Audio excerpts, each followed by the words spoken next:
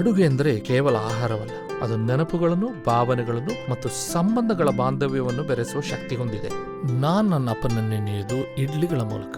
ನಾನ್ ಚಿಕ್ಕವನಿದ್ದಾಗ ಅಪ್ಪನನ್ನು ನೋಡಿ ತುಂಬಾ ಕಮ್ಮಿ. ಬೆಳಗಿನ ಜಾವ ನಾನು ಏಳುವುದಕ್ಕಿಂತ ಮೊದಲೇ ಕೆಲಸಕ್ಕೆ ಹೋದವರು, ತಿರುಗಿ ಬರುವುದು ರಾತ್ರಿ ನಾನು ಮಲಗಿದ ನಂತರ. ಆಯುರ್ವೇದ ಔಷಧ ಅಂಗಡಿಯಲ್ಲಿ ಮದ್ದು ತಯಾರಿಸ್ತಾ ಇರುವಾಗ ಬಹುಶಃ ಅಪ್ಪನಿಗೆ ಅಡುಗೆ ಮೇಲಿನ ಪ್ರೀತಿ ಬಂದಿರಬೇಕು. ವರ್ಷಗಳ ನಂತರ ಆ ಕೆಲಸ ಬಿಟ್ಟು ಮನೆಯಲ್ಲಿ ತಾಯಿ ಜೊತೆ ಸೀರೆ ನೇಯ್ತಿರುವಾಗ ಅವರ ಅಡುಗೆಯ ರುಚಿ ಸವಿಯ ಭಾಗ್ಯ ನಮಗೆ ದೊರಕಿತ್ತು. ಅವರ ಇಡ್ಲಿಗಳ ಮಾತೇ ಬೇರೆ, ಮುಗುಳ್ನಗೆಯಂತೆ ಮಧುರ, ಮಲ್ಲಿಗೆ ಹೂವಿನಂತೆ ಹಗುರ.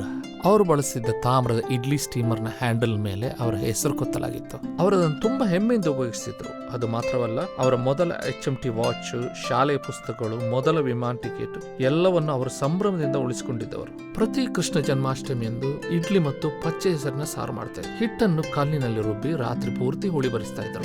ಅವರ ಕೈಯ ತಾಪದಿಂದಲೋ ಅಥವಾ ಅವರ ಪ್ರೀತಿಯಿಂದಲೋ ಏನೋ ಗೊತ್ತಿಲ್ಲ, ಆದ್ರೆ ಇಡ್ಲಿಗಳು ಎಷ್ಟು ಹಗುರವಾಗಿತ್ತಂದ್ರೆ ಇಡ್ಲಿ ಇಷ್ಟಿಲ್ಲದ ಅಮ್ಮ ಕೂಡ ಕಾಯ್ತಾ ಇದ್ರು.